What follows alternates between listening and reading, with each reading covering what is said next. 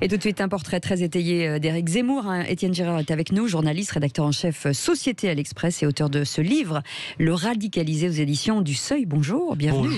Bonjour, merci. Oui, et merci d'être avec nous. Alors, c'est une enquête, évidemment, qui est très, très fournie. Parce que vous racontez tout. Les dîners avec son assistante.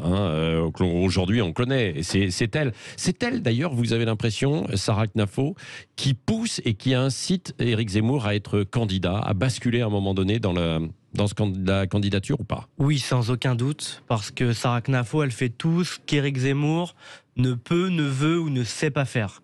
Éric Zemmour, il est là pour les idées.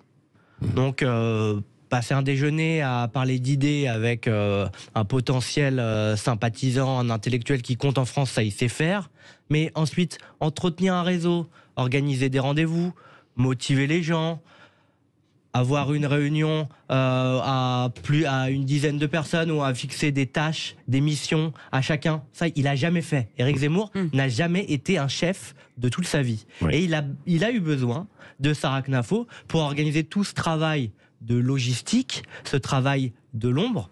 Sans elle, il n'y aurait pas eu de candidature, c'est ce que tout le monde dit dans son entourage. Oui, parce que dans votre enquête, elle est très étayée. Il y a beaucoup de gens qui vous parlent, évidemment, sous le sceau du secret. Mais certains sous le sceau du secret. Oui, c'est vrai. Et on a l'impression que oui, il consultait, il dînait, il déjeunait en fait avec des personnes pour sentir un peu les choses, mais il avait envie que ce soit quelqu'un d'autre qui y aille. Voilà. C'est quelqu'un qui n'a pas le feu sacré présidentiel, Éric Zemmour. C'est très particulier. C'est pas Macron, c'est pas Sarkozy. Et d'ailleurs, il me dit ça quand je le rencontre en septembre pour mon livre. Il me dit, moi, je suis pas Nicolas Sarkozy. Je pense pas à la présidentielle depuis que je suis né. Éric Zemmour, son rêve, c'était plutôt d'être écrivain. C'était plutôt d'être admiré, disons, dans la bourgeoisie française. Par exemple. Voilà. Oui, c'était ça son vrai rêve. C'était d'être un auteur Gallimard. Il a commencé d'ailleurs sa vie par réaliser un roman qu'il a jamais publié, qu'il a proposé à Gallimard, qui a failli être publié. C'est un de ses regrets. C'était ça son rêve. Son rêve, c'était peut-être d'accéder un jour à l'Académie française. Être candidat à la présidentielle, pas du tout. Mais ce qui est étonnant, c'est que même la politique, puisque 3 fois de suite, on lui a proposé l'Europe, et il a refusé. Oui, alors ça, c'est aussi pour une autre raison, c'est que les élections européennes, ça l'intéresse pas du tout. Aller voter des quotas de pêche à Strasbourg, c'est pas du tout ce qu'il veut faire de sa vie. La présidentielle, c'est quand même autre chose. C'est la perspective, c'est ce que me disent ses amis, c'est comme ça qu'il se convainc, la perspective quand même de rentrer dans les livres d'histoire, si ça se passe bien. Alors, c'est aussi l'humiliation si ça se passe mal. C'est pour ça que son épouse, Mylène Chiche-Portiche, au début de l'année 2021, et même fin 2020, quand il commence à y penser, Éric Zemmour, freine des cas de fer, et elle dit, par exemple, à Paul-Marie Couteau, arrête de lui dire de se présenter. On va tout perdre. Évidemment, ça apparaît dans votre livre, où elle lui dit, mais attendez, nous, on a quand même 3 enfants, il faut penser en fait à vivre, etc. Et la présidentielle, on peut tout perdre. C'est ce que sous-entend avec quelques-uns qui lui disent ça, qui lui conseillent, qui lui disent attention, tu peux tout perdre en politique. Absolument. Éric Zemmour, il a atteint des conditions matérielles dans sa vie qui sont exceptionnelles. Il avait à CNews le salaire d'un footballeur de très bon niveau. Il gagnait plusieurs dizaines de milliers d'euros chaque mois pour donner son avis tous les soirs à la télévision. C'est une place, quand on est un essayiste, un polémiste, qui est en or, excellente. Il en était plutôt heureux, Éric Zemmour. Mais il y avait aussi cette lassitude lancinante de dire je sais que que j'y arrive, je suis très bon, mais qu'est-ce qui peut me faire vibrer? Il dit ça notamment à son éditrice Lise Well. Qu'est-ce qui peut me faire vibrer? Et il trouve dans cette aventure présidentielle, par le culot de Sarah Knafo, une trajectoire. Une trajectoire et la perspective d'une aventure. Elisabeth Lévy. Moi, je suis un peu choquée par la façon dont vous présentez ça uniquement comme quelque chose qui serait simplement personnel. Moi, je connais bien Éric Zemmour. Enfin, je le connais depuis très longtemps. D'ailleurs, vous êtes cité dans le livre. On ne peut pas lui enlever une chose. Il est sincère. Il est habité par le sentiment que la France peut disparaître. Oui, non mais... Non mais ça c'est bien dit dans le livre. Oui, hein. mais si, alors là, je réponds c'est pas contradictoire. Parlez bien, Elisabeth, dans le micro. Je réponds à vos propos, pas à votre livre. Non mais j'essaye de regarder mon interlocuteur en même temps. Donc ça, alors pardon, comme j'ai pas encore lu le livre, je ne le savais pas, mais là vous venez de parler simplement d'ambition personnelle, et moi je trouve quand même, quoi qu'on pense ensuite de ses idées, qu'on peut lui reconnaître quelque chose, c'est qu'il met sur la table son existence, effectivement, qui prend un risque considérable alors qu'il avait une existence assez tranquille, voilà. Pas simplement parce que ça le fait vibrer, parce qu'il croit qu'il faut sauver la France. Après, on peut trouver ça ridicule. Moi, je trouve ça plutôt estimable, parce que oui, il y a quand même, je veux dire, il prend un véritable risque pour lui. Oui, c'est vrai. Et je disconviens pas du tout de la sincérité totale d'Éric Zemmour. C'est pas quelqu'un de cynique. Il pense ce qu'il dit. Il y a aucun sujet là-dessus. En revanche, je suis sûr qu'il n'aurait pas été candidat s'il n'y avait pas eu un espace pour lui. C'est aussi l'opportunité qui crée la vocation. Évidemment qu'il pense qu'il faut sauver la France. Mais c'est une ambition ou une reconnaissance, un besoin de reconnaissance, parce que c'est pas du tout pareil. C'est toujours les deux dans ces cas-là. Vous savez, on le verra très vite. Ça, c'est par expérience. On verra quelle est sa capacité à résister. Vous savez, la politique, c'est être capable de ne pas s'euphoriser quand tout va très bien et être capable de ne pas se dramatiser, de ne pas s'effondrer quand tout va très mal. Là, tout va plutôt mal.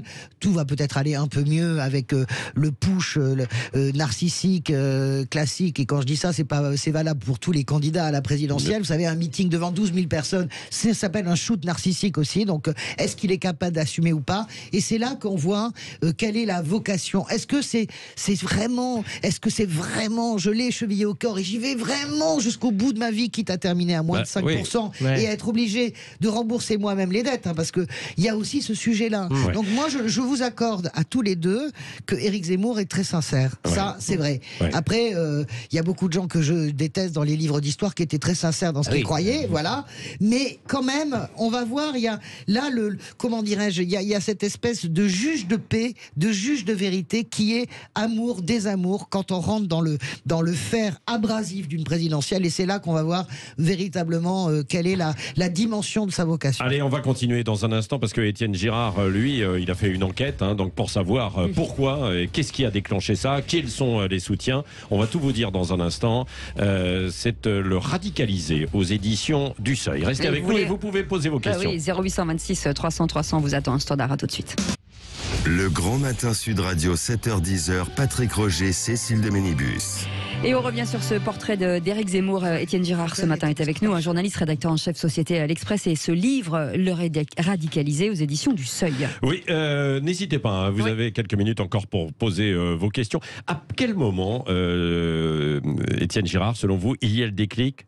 J'y vais à la présidentielle chez Éric Zemmour, parce qu'on a dit tout à l'heure que finalement, il avait envie de marquer l'histoire, mais à travers les livres, la littérature, et puis que ça lui plaisait et qu'il voyait plutôt quelqu'un d'autre. C'est-à-dire qu'à un moment donné, d'ailleurs, il avait poussé Laurent Wauquiez. Mais tout à fait. Encore en juin. On me dit que Éric Zemmour, en privé, demande à tout le monde que fait Laurent Wauquiez pour la présidentielle. S'il y va, j'y vais pas. En réalité, Éric Zemmour, il avance. Pendant tout le début de 2021, il fait organiser des réunions par Sarah Knafo sur sa candidature à la présidentielle, mais avec un doute, avec un tiraillement, et sa véritable décision, à mon sens, c'est très clair et c'est très simple. C'est en septembre-octobre, quand il voit les sondages, à la sortie de son livre, les premières dédicaces, 10%. 12%, 15%, 18%, mais là, ça change totalement de nature, cette candidature. Parce que jusque-là, il n'était pas encore complètement convaincu de devoir être candidat, quoi. Mais pour avoir beaucoup travaillé sur ce cas, je suis convaincu que s'il était dans les sondages à 4%, il ne serait pas candidat à la présidentielle. À la différence d'autres politiques qui veulent à tout prix, ils en rêvent depuis toujours, ils veulent à tout prix en être de cette réélection, ils ont cette dinguerie d'animal politique de penser envers et contre tout qu'ils seront président de la République. Éric Zemmour, c'est pas ça. C'est la bataille des idées avant tout, c'est vrai. Cette idée que la France est en danger, ce qu'il pense sincèrement qu'elle peut disparaître à l'horizon 2050, que la France ne sera plus la France, mais se présenter, pour lui, ça n'avait de sens que s'il y avait une chance de pouvoir retirer un quelconque intérêt. Bah oui, si c'était un chemin de croix pour faire 3-4%, il n'y serait pas allé. Et d'ailleurs, il est candidat. Est-ce qu'il sera candidat le 10 avril? Je ne suis pas certaine. Moi, attendons. Déjà, il faut les parrainages. Avoir les 500 signatures. Et justement, qui sont ses soutiens? Qui sont ses soutiens? On va voir 0825... 0826 300 Tiens, j'ai oublié ce matin. Oui, c'est pas grave. Je suis là, Patrick, ne vous inquiétez pas. On est deux, on est un binôme. Allez, Olivier qui nous appelle de Lyon. Bonjour Olivier. Bonjour Olivier. Oui, bonjour à tout le monde. Bonjour à votre invité. Bonjour. Bonjour. Votre question, votre réflexion. Étienne Girard. La question à M. Étienne Girard, pourquoi il a appelé M. Zemmour le radicalisé? Pourquoi il va appeler l'amoureux de la France, le patriote? Vous savez, quand M. Zemmour il dit que la France, comme vous dites, ça va changer dans 50 ans, c'est une réalité. Moi, je suis d'origine immigrée, mais j'ai la France qui coule dans mes veines. Je veux dire, je le soutiens à 1000 fois %. Et dès qu'on aime ce beau pays, on est radicalisé, on est extrémiste, Je trouve le titre, et ça va pas du tout, parce que comme il y a M. Zemmour, d'accord, mais il y a 18%, 20% qui est le peuple qui est derrière lui. M. Zemmour, il n'est pas tout seul. Il y a un peuple qui est derrière lui, qui se tient et qui voit les choses. Voilà, il a mis sa vie il a mis sa vie sur la table, comme dit Madame Lévy. Franchement, il perd tout. Mais par amour de la France, l'amour de la France, ça passe avant tout. Voilà. Le radicalisé, je trouve un peu, le titre ne va pas du tout. Un peu radical, justement. Merci Olivier, restez avec nous si vous voulez. Étienne Girard va vous répondre. Pourquoi ce titre? Oui, c'est vrai qu'il peut choquer. Bien sûr, c'est un parti pris. Parce qu'Éric Zemmour, ça correspond à sa trajectoire en réalité. Éric Zemmour, c'est pas quelqu'un qui défend ses idées radicales, virulentes. Mais depuis toujours, non, c'est un parcours. Et c'est ça mon livre. Ça raconte depuis sa naissance, depuis ses études, comment il a évolué idéologiquement. Éric Zemmour, il commence par voter à gauche.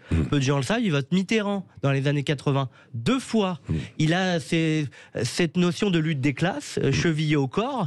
À l'époque, il est déjà raide, évidemment, sur les questions d'immigration. Il n'y a pas de contradiction là-dessus. Il a toujours défendu l'assimilation, mais il vote à gauche, et puis dans les années 90, il se rapproche plutôt d'une droite républicaine, Pasqua-Séguin, il se retrouve totalement dans ses positions plutôt souverainistes, et puis il se raidit encore. Et c'est en ça qu'il se radicalise, que pour moi, le parcours d'Éric Zemmour est le parcours d'une radicalisation. Dans les années 2010, il va épouser les thèses d'une droite conservatrice et catholique. À partir de son ouvrage de 2014, Le suicide français, il défend les racines catholiques de la France millénaire, éternelle, de Clovis au comité de salut public, donc toute cette France qui s'est construite avant la Révolution française. Et ça, c'est nouveau jusqu'à aujourd'hui, et c'est la station ultime, à mon sens, de sa radicalisation, expliquer que l'islam est incompatible avec les valeurs de la France. Mais on comprend qu'il y a évidemment une forme de jeu de mots en fait aussi avec la radicalisation, de clin d'œil. C'est ça. Vous avez voulu frapper. Est-ce que Olivier, vous êtes, ça vous convient cette réponse? Non, pas du tout, monsieur. Non, pas du tout. Non, moi, c'est l'amour c'est un monsieur qui est de l'amour de la France, un patriote. Voilà, la radicalisation, non. Mais en tout cas, Olivier, je vous conseille de lire ce livre parce que c'est intéressant. C'est toute l'enquête et il ne porte pas de jugement. Donc, Étienne Girard, d'ailleurs, c'est une enquête assez brute sur la manière dont ça s'est fait. Françoise de Gois, merci Olivier de nous avoir appelé au 0826 300 300. Vous pouvez continuer de le faire, évidemment. C'est intéressant parce que moi, j'ai connu Éric Zemmour quand j'ai commencé comme journaliste politique. Il n'était pas du tout il y a 25 ans, il n'était pas du tout. Il y a quelque chose qui se passe, il y a un déclic, je ne sais pas ce que c'est. C'est quelqu'un qui est dans la droite classique, etc. Il est même très sympathique. Je me souviens avec les jeunes journalistes qui débutaient. Il est très partageur, en fait. Et là, il y a quelque chose qui se passe. Je ne sais pas ce que c'est. Moi, j'ai une question à vous poser parce que ça m'a passionné. C'est l'envers du décor, c'est l'argent. Le nerf de la guerre, c'est l'argent. Aujourd'hui, on sent quand même que ça rame vraiment du côté d'Éric Zemmour pour arriver à séduire ces gens qui possèdent l'argent, qui possèdent la fortune et qui sont essentiels à toute campagne et à toute conquête du pouvoir parce qu'une campagne, ça coûte cher. Et j'aimerais bien que vous m'en parliez parce que c'est passionnant. Alors, qui sont les soutiens financiers? Il n'y a pas beaucoup, l'argent, en fait. Il y a pas beaucoup. Les soutiens financiers, c'est compliqué. Ce que je trouve passionnant, c'est qu'Éric Zemmour, dans ces milieux d'affaires, de grands capitalistes français, il intéresse en réalité, à l'inverse de Marine Le Pen. Les grands capitalistes français n'ont jamais voulu rencontrer Marine Le Pen. À l'inverse, Éric Zemmour, quand il demande un rendez-vous, j'en raconte quelques-uns, notamment un grand dîner qui s'est tenu dans l'Ouest parisien en présence de l'ex-PDG d'AXA, Henri Decastre, de Stanislas de Benzmann et son frère qui font partie des 500 premières fortunes françaises, du numéro 3 de Safran, entreprise cotée au CAC 40, de quelques grandes personnalités comme ça. Il y avait aussi Nicolas de Taverneau, le patron du groupe M6. Ils sont curieux, ils veulent découvrir le phénomène. Exactement. Oui, mais qui est Zemmour. Ils sont un peu hypnotisés par la culture d'Éric Zemmour, mais vous avez raison. Voilà. À la fin, ça prend pas. Ouais. C'est-à-dire que on ne sait pas encore aujourd'hui. Ça ne donne pas. Ça, on ne sait pas encore. Quoi. Il y en a qui peuvent donner. Non, mais attendez, il y en a qui peuvent donner là maintenant. D'ailleurs, je vais vous dire, il y en a qui donnent. Il y en a qui donnent. J'ai eu vent d'un don d'une des 100 premières fortunes françaises à Éric Zemmour. Il y en a qui donnent. Il y a des gens un peu moins riches, mais très riches quand même. Il y a des auditeurs qui posent la question. Là, il y a des limites. C'est ça aussi qui est intéressant, c'est que donner à Éric Zemmour, c'est possible. D'ailleurs, il n'a pas d'énormes problèmes d'argent dans le sens où ça rentre quand même dans les caisses. Il va falloir financer la campagne quand vous avez le Zénith ou d'autres. Oui, mais le fait, par exemple, qu'il puisse financer sans trop de problèmes un grand meeting comme celui de Villepinte où on va accueillir quelques 20 000 personnes, ça coûte cher. Donc ça coûte plusieurs centaines de milliers d'euros. Oui, mais ça veut dire aussi qu'on fait. Vous savez, moi je joue au poker. Vous savez, Éric Zemmour, et j'écoutais Jean-Claude Dacier sur CNews hier, et je dis la même chose que lui. Je pense qu'il est comme un joueur de poker. Il a une paire de 10 dans la main, et là il est en train de faire tapis. C'est ce que je pense. En tout cas, 0826 300 300 avec Dominique qui nous appelle de Châtenay-Malabry. Bonjour Dominique. Bonjour Dominique. Allô ? Oui, bonjour Dominique. Vous êtes à l'antenne avec nous. Oui, bonjour. Est-ce que je peux... Bon, c'est un témoignage personnel, je n'ai pas... moi je suis un homme de droite, la droite, je dirais la droite catholique de l'Ouest. C'est une espèce, on va dire. C'est pointu, Mon homme de référence, c'est Albert Demain, ça va, c'est pas tout jeune. Alors je cherchais en vain dans le paysage politique français quelqu'un pour porter ses idées, et le paysage se dégarnissait régulièrement. Il y avait des aides qui apparaissaient, qui disparaissaient aussitôt. Et puis Éric Zemmour est arrivé et il m'a instantanément séduit. Moi, ça a été le coup de foudre. Je le dis franchement, j'ai 67 ans, ça a été le coup de foudre. Pourquoi ? Parce que intellectuellement, il a séduit beaucoup de monde, donc moi comme les autres, ça c'est pas le problème, mais c'est surtout moralement. Parce que c'est un homme qui a tout à perdre. Vous avez dit tout à l'heure vous-même combien il gagne actuellement, combien il gagnait. Donc sur le plan financier, sur le plan de l'image, sur le plan familial, il a absolument tout à perdre. Pourquoi a-t-il fait ça ? Peut-être effectivement sous l'influence de quelqu'un, mais je crois surtout poussé par une volonté acharnée de rendre à la France ce que la France lui a donné. Ça c'est une certitude absolue. Un homme dans la vie, à son âge, puisqu'on a à peu près le même âge, ne peut pas faire tapis, c'est peut-être un tapis, pour sa propre vie, sans avoir chevillé au corps cette volonté de rééquilibrer les comptes avec la France. La France lui a donné, il veut rendre à la France. Et alors, les petites imperfections de début de campagne, moi je m'en inquiète pas, parce que va prendre le relais, un élan populaire, et c'est personnel ce que je dis, c'est mon opinion, un élan populaire qui va le pousser, si vous voulez, il va surfer au début il a pris les petites vagues, mais c'est la grosse vague qui va le pousser. À la limite, Zemmour, c'est juste, d'ailleurs c'est mon cas, c'est juste un emblème. Derrière, il y a beaucoup de gens qui veulent que ces idées-là soient représentées. Ce serait un véritable scandale qui n'est pas ces 500 signatures. Ce serait un scandale démocratique dont probablement, après l'affaire Fillon, la France aurait beaucoup de mal à se remettre. Faut bien le comprendre. Voilà. Merci. Est-ce que j'ai été clair ? Vous avez été très clair. Merci Dominique pour votre témoignage. Vous avez été en fait très clair, et ça correspond, Étienne Girard, finalement à votre livre. Tout à fait. C'est exactement cela. Je ne suis pas du tout surpris par le c'est le noyau de Dominique. C'est le public visé par Éric Zemmour. Vous aurez remarqué, c'était intéressant dans sa vidéo hier, à un moment, la caméra dézoome et on observe derrière Éric Zemmour une icône chrétienne. Bien sûr, je l'ai vu moi aussi. Mais ça a échappé à beaucoup de commentateurs. Cette imagerie, elle est très travaillée. Ces symboles, ils sont très travaillés par Éric Zemmour, qui défend cette France enracinée depuis le 9e siècle. C'est le roman national. Oui, absolument, le roman national, mais très lointain, d'avant la Révolution française, de cette France. Vous savez bien combien ça pèse électoralement, ça. Ça suffit pas pour gagner une élection. Voilà. Oui, mais c'est des gens qui militent beaucoup, qui sont très enthousiastes. Est-ce que ce sont des abstentionnistes? Voilà, j'ai du mal à le dire. Des abstentionnistes. Alors ce public-là, non, parce que c'est des gens qui sont très politisés, qui ont des idées clairement ancrées. Voilà, ils ont pu voter Fillon, mais des abstentionnistes, il en séduit aussi. Éric Zemmour. Mais là, on vient de parler vraiment de son grand point fort, c'est-à-dire qu'Éric Zemmour, il raconte une histoire. Alors on peut la trouver inquiétante. On l'a vu dans sa vidéo d'ailleurs. Oui, mais au moins c'est un récit construit avec ses références, ses symboles, ses ennemis aussi, mais voilà, c'est complet. Et comme le disait notre auditeur Dominique, ça correspond en fait à ce qu'attendaient beaucoup d'auditeurs qui ne voyaient pas en fait à droite, qui n'ont pas confiance en Marine Le Pen. C'est pas le même public d'ailleurs pour l'instant qui est visé, et donc qui ne voyaient pas non plus chez les Républicains quelqu'un qui pouvait correspondre à leurs aspirations et qui voit donc entre guillemets, je mets entre guillemets un sauveur en Éric Zemmour. On verra la suite, parce que ça, ce n'est pas terminé. En tout cas, merci Étienne Girard. Votre livre est passionnant, Le Radicalisé, c'est aux éditions du Seuil. Et il y a tout ce récit, toutes les interrogations que vous posiez justement au 0826 300 300. Merci, et on vous réentendra probablement sur Sud Radio. Dans un instant.